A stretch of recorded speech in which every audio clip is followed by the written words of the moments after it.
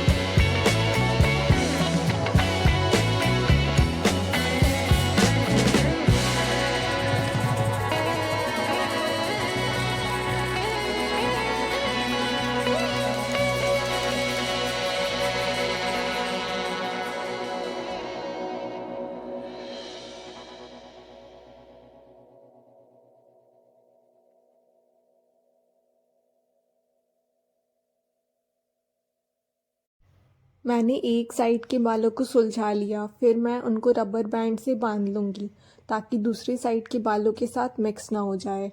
Then मैं दूसरी side के बालों के साथ काम करूँगी। दूसरी साइड के बालों के साथ भी वही तरीका अपनाऊँगी। थोड़ा थोड़ा सा स्ट्रैंड लूँगी और मैं उनको ठीक से फिंगर्स की हेल्प से सुलझाऊँगी।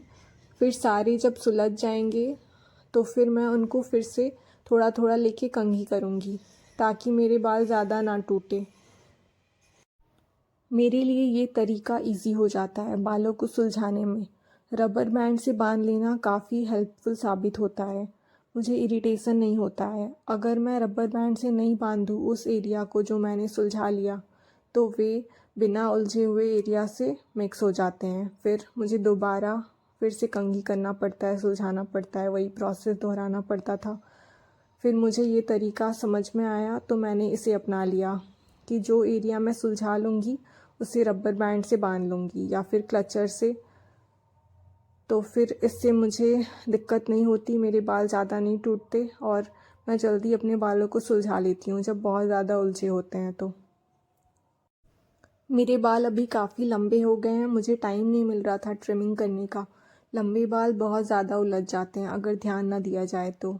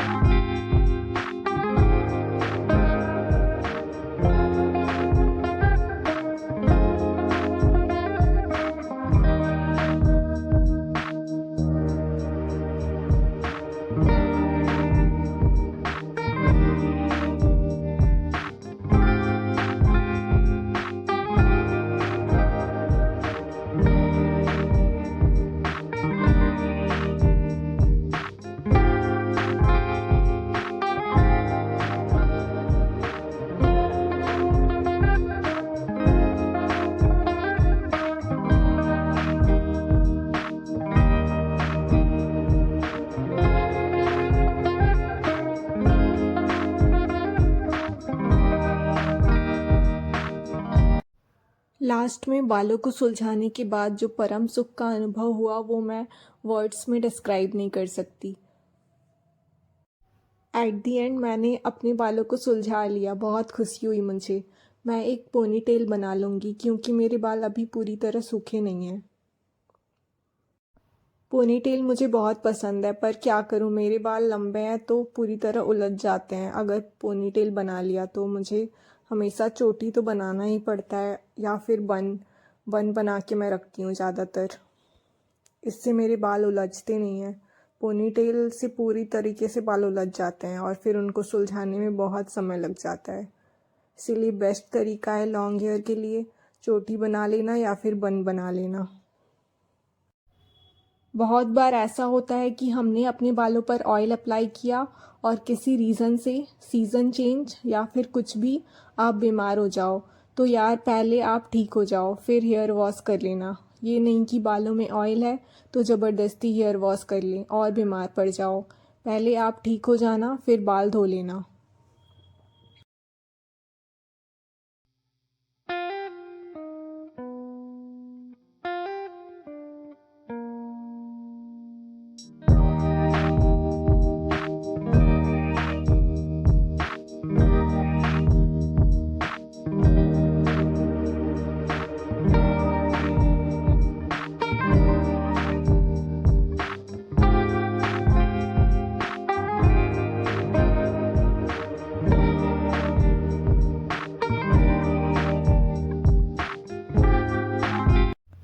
क्योंकि अभी विंटर सीज़न है तो बाल कम ही धोना है। हल्का ल्यूकवार्म वाटर यूज़ करके बाल वॉश कर सकते हैं। बाल धोने के 2 दिन में ही बालों पर डैंड्रफ नज़र आने लगते हैं अभी तो तेल लगाना बहुत इम्पॉर्टेंट हो जाता है। अगर आपने बहुत ज़्यादा तेल लगाया है तो 1 दिन बाद बाल धो लेना। अगर हल्की ऑयलिंग की है तो 2 दिन विंटर में चलता है। 2 दिन बाद आप बाल ज़रूर धो लेना। तो फिर गर्ल्स, आज की वीडियो सिर्फ और सिर्फ यहीं तक। Thanks a lot, thanks for watching, bye and take care.